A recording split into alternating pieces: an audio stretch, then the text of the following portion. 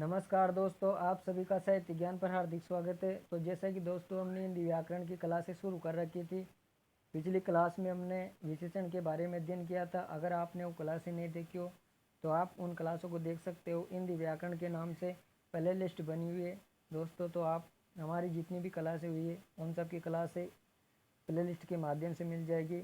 और ये क्लासें रीट पात्रता परीक्षा 2025 first grade, second grade, third grade या किसी भी एग्ज़ाम में जहाँ पर हिंदी व्याकरण पूछा जाता है उन सब के लिए बहुत ही महत्वपूर्ण होने वाली है। अगर दोस्तों आप हमारे चैनल पर नए हैं तो चैनल को सब्सक्राइब करें और बेल आइकन को प्रेस करें ताकि हमारी आने वाली हर क्लास का नोटिफिकेशन आप तक पहुंच सके। तो चलिए दोस्तों शुरू करते हैं आज की क्लास को। आज हम क्रिया के बारे में अध्ययन करेंगे। क्रिया जिसको इंग्लिश में वर्ब कहते हैं। जिसको इंग्लिश में क्या कहते हैं दोस्तों? वर्ब। वर्ब कहते हैं। हिंदी व्याकरण में 4 विकारी शब्द होते हैं: संज्ञा, सर्वनाम, विशेषण और क्रिया। क्रिया को अंग्रेजी में एक्शन वर्ड कहते हैं। क्रिया का अर्थ होता है करना। जो भी काम हम करते हैं वो क्रिया कहलाती है। अब देखते हैं दोस्तों क्रिया की परिभाषा।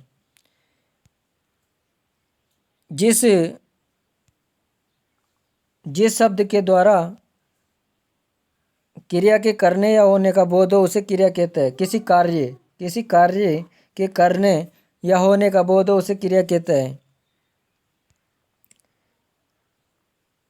वाक्य में प्रयुक्त जिस शब्द अथवा शब्द समूह के द्वारा किसी कार्य के होने अथवा उसकी पूर्णता या अपूर्णता का बोध हो उसे क्रिया कहते हैं। जैसे पढ़ना, लिखना, खाना, पीना, खेलना, सोना।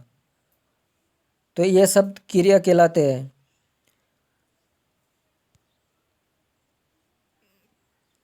और दोस्तों जैसे धातु क्रिया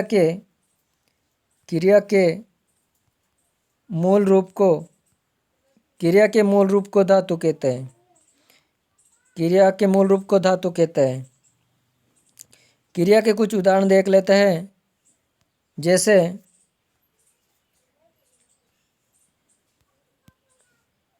विक्रम पढ़ रहा है। शास्त्री जी भारत के प्रधानमंत्री थे।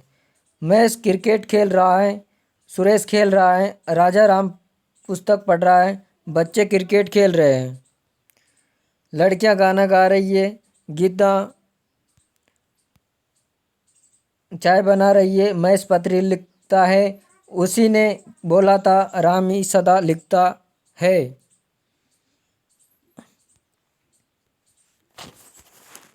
अब देखते हैं दोस्तों क्रिया के भेद।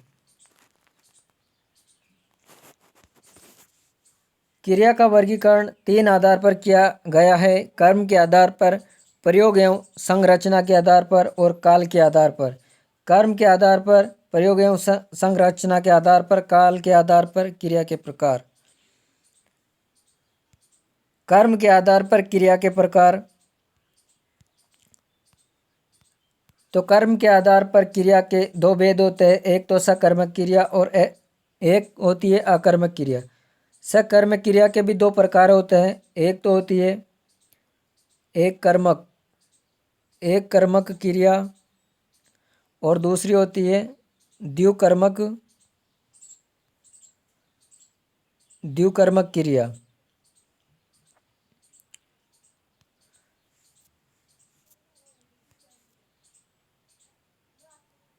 देखते हैं अब सकर्मक क्रिया। वे क्रियाएं जिनका प्रभाव वाक्य में प्रयुक्त कर्ता पर न पड़कर कर्म पर पड़ता है उन्हें सकर्मक क्रिया कहते हैं। सकर्मक क्रिया का अर्थ है कर्म के साथ में होता है और अर्थात सकर्मक क्रिया में कर्म पाया जाता है। सकर्मक क्रिया 2 प्रकार की होती है।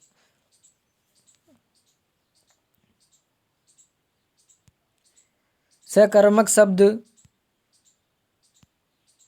स और कर्मक से मिलकर बना है, जहाँ से उपसर्ग का अर्थ होता है साथ में तथा कर्मक का अर्थ होता है कर्म के होता है। सकर्मक क्रिया के उदाहरण जैसे गीता चाय बना रही है। महेश पत्र लिखता है। हमने एक नया मकान बनाया। वह मुझे अपना भाई मानती है।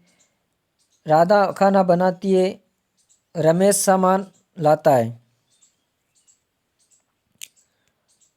अब देखते हैं दोस्तों सकर्मक क्रिया के दो भेद। पहला है एक कर्मक क्रिया।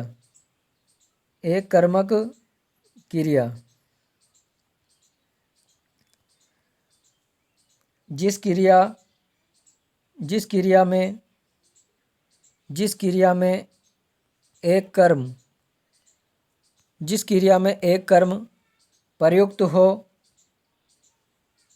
उसे एक कर्मक क्रिया कहता है। उसे एक कर्मक क्रिया कहते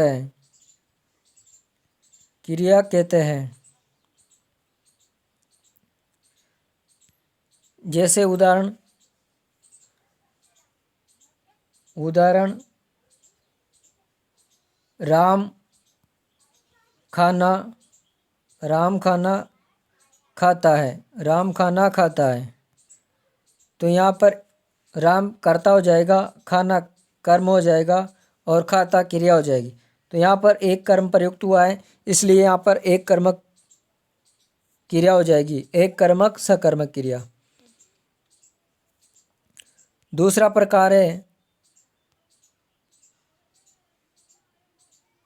प्रकार हो जाएगा द्विकर्मक क्रिया।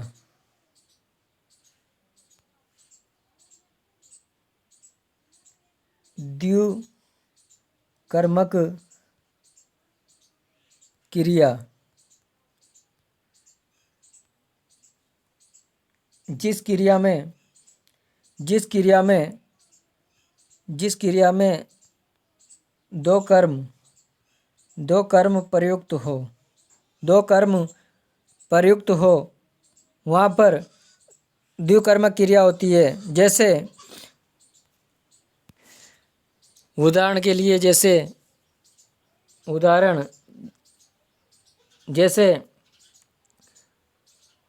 अध्यापक ने छात्रों को पाठ पढ़ाया।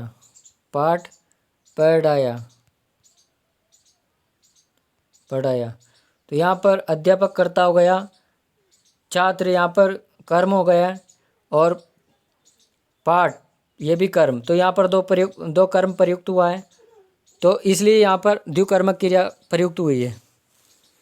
अगली क्रिया पर चलते हैं।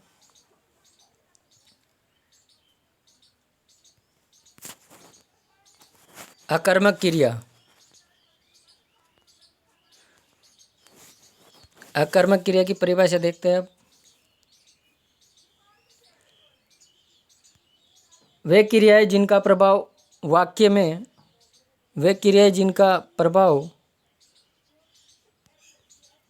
वाक्य में प्रयुक्त कर्ता पर पड़ता है उन्हें अकर्मक क्रिया कहते हैं। क्रिया का अर्थ कर्म के बिना होता है, अर्थात अकर्मक क्रिया के साथ कर्म प्रयुक्त नहीं होता है। अकर्मक शब्द अ और कर्मक से मिलकर बना है, जहाँ अ उपसर्ग का अर्थ है बिना तथा कर्मक का अर्थ है कर्म के होता है। यानी कि जिस क्रिया में कर्म प्रयुक्त ना हो वैसा अकर्मक क्रिया होती है। अब देखते हैं अकर्मक क्रिया के कुछ उदाहरण। जैसे अकर्मक क्रिया के उदाहरण जैसे रमेश दौड़ रहा है। मैं एक अध्यापक था, वह मेरा मित्र है। मैं रात भर नहीं सोया, मुकेश बैठा है, बच्चा रो रहा है। अब देखते हैं दोस्तों रचना के आधार पर क्रिया के भेद। रचना के आधार पर क्रिया के भेद। सामान्य क्रिया, संयुक्त क्रिया, सहायक क्रिया, संयुक्त क्रिया, सजातीय क्रिया, कृदंत क्रिया, प्रेरणात्मक क्रिया, पूर्वकालिक क्रिया, नामधातु क्रिया और नामिक क्रिया।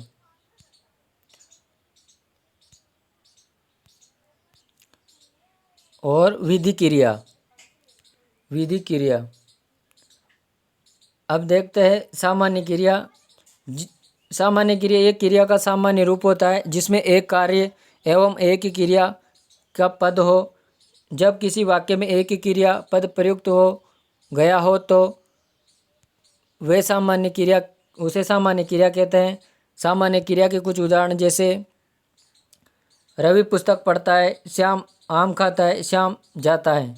तो यहाँ पर सामान्य क्रिया प्रयुक्त हुई है।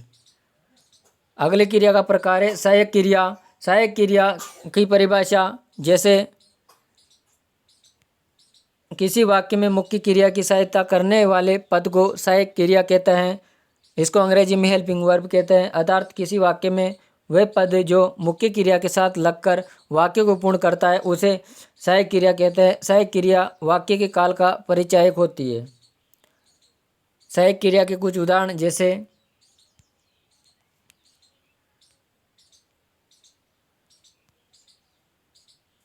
रवि पढ़ता है, मैंने पुस्तक पढ़ ली, विजय ने अपना खाना मेज पर रख दिया।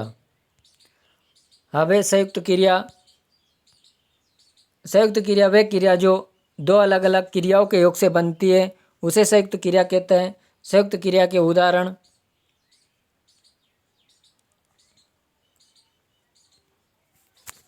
जैसे रजनी ने खाना खाया, रजनी ने खाना खा लिया, मैंने पुस्तक पढ़ ली, शंकर ने खाना बना लिया। अब देखते हैं दोस्तों जो संयुक्त क्रिया होती है उसके भेद।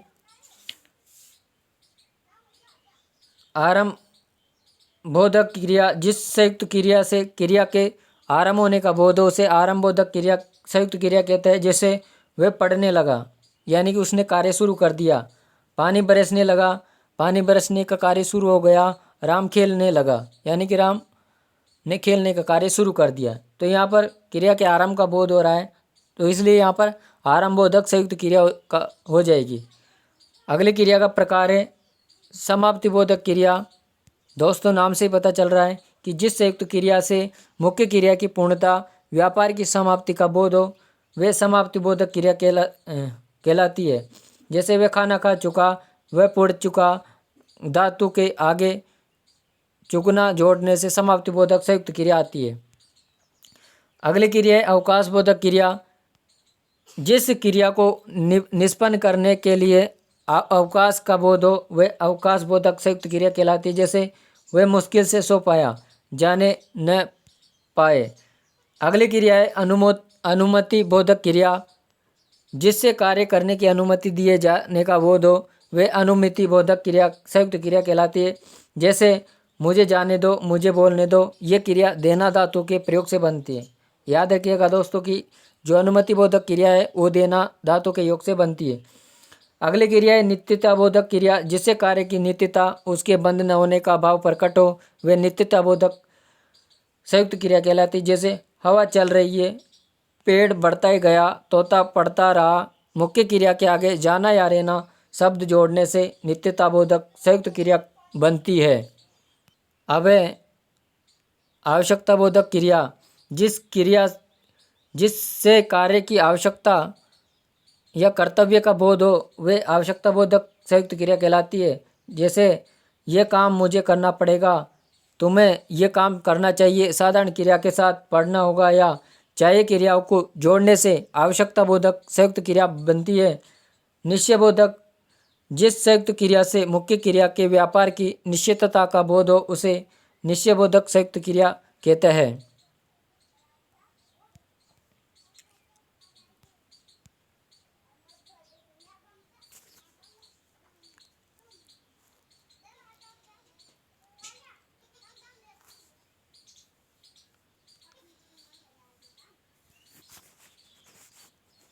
जैसे वह बीच में ही बोल उठा, उसने कहा मैं मार बैठूंगा, वह गिर पड़ा, अब दे ही डालो। इस प्रकार की क्रियाओं में पूर्णता और नित्यता का भाव वर्तमान में है। अगली क्रिया है इच्छा बोधक संयुक्त क्रिया। इससे क्रिया के करने की इच्छा का भाव प्रकट हो। जैसे वे घर आना चाहता हूँ, वह घर आना चाहता है, मैं खाना चाहता हूँ। क्रिया के साधारण रूप में चाहना क्रिया जोड़ने से इच्छाबोधक संयुक्त क्रिया बनती है। अगली क्रिया अभ्यास बोधक क्रिया। इससे क्रिया के करने के अभ्यास का बोध हो। जिस सामान्य भूतकाल की क्रिया में करना क्रिया लगाने से अभ्यास बोधक संयुक्त क्रिया बनती है। जैसे ये पढ़ा करता है, तुम लिखा करते हो, मैं खेला करता हूँ। अगली क्रिया है शक्ति बोधक क्रिया। इससे कार्य करने की शक्ति का बोध होता है। जैसे मैं चल सकता हूँ, वह बोल सकता है, इसमें सकना क्रिया जोड़ी जाती है।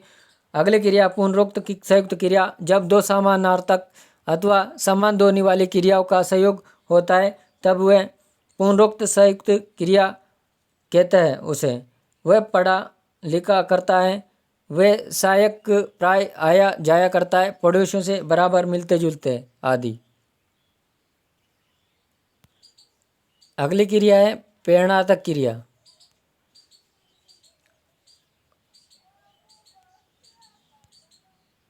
प्रेरणार्थक क्रिया।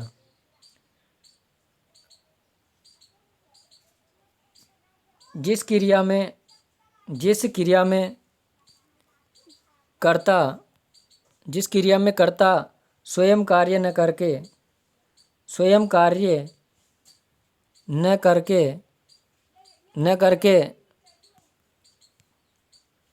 किसी दूसरे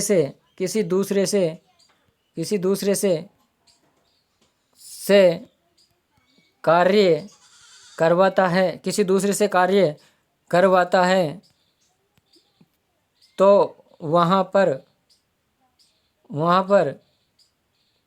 प्रेरणार्थक क्रिया का प्रयोग होता है। वहाँ पर प्रेरणार्थक क्रिया का प्रयोग होता है।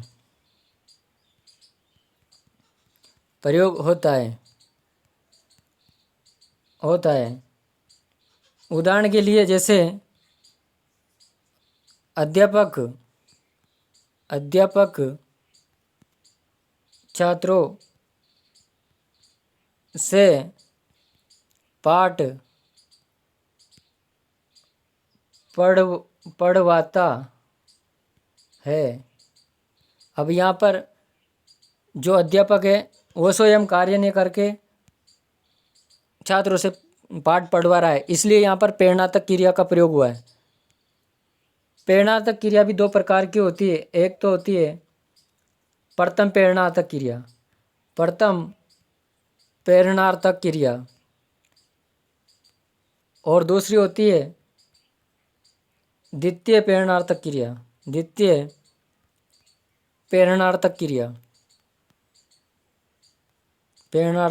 क्रिया। अगली क्रिया है पूर्वकालिक क्रिया।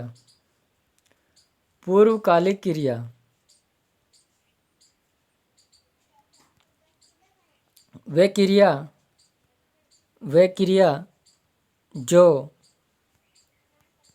दूसरी क्रिया के पहले प्रयुक्त होती है, वह पूर्वकालिक क्रिया कहलाती है।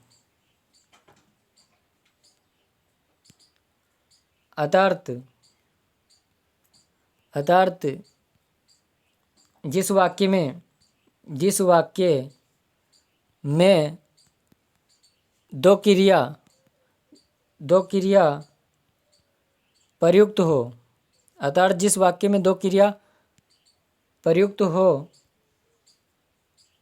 और उसमें से जो क्रिया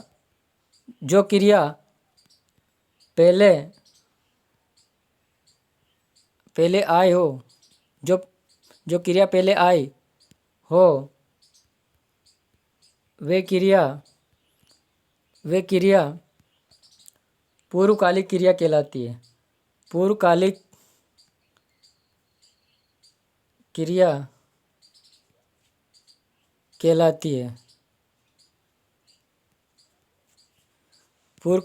कहलाती है। उदाहरण के लिए जैसे रमेश सोकर सोकर उठता है। तो यहाँ पर जो रमेश पहले सोया और फिर उठा, तो यहाँ पर जो सोकर क्रिया है ये पूर्वकालिक क्रिया के कहलाती है। अगला उदाहरण जैसे किशन किशन नहाकर किशन नहाकर स्कूल किशन नहाकर स्कूल जाता है। किशन नहाकर स्कूल जाता है। तो यहाँ पर किशन पहले नहाता है फिर स्कूल जाता है। तो यहाँ पर जो नहाना क्रिया है ये पूर्वकालिक क्रिया कहलाती है। तो दोस्तों ये थी आज की हमारी क्रिया से संबंधित क्लास। आपको ये क्लास कैसी लगी? अगर आपको क्लास अच्छी लगी हो तो इस क्लास को लाइक करें और ज़्यादा से ज़्यादा अपने दोस्तों के साथ शेयर करें ताकि उनको भी इस क्लास का लाभ मिल सके। और चैनल को सब्सक्राइब करें, बेल आइकन को प्रेस करें। मिलते हैं अगली क्लास में, तब तक के लिए धन्यवाद।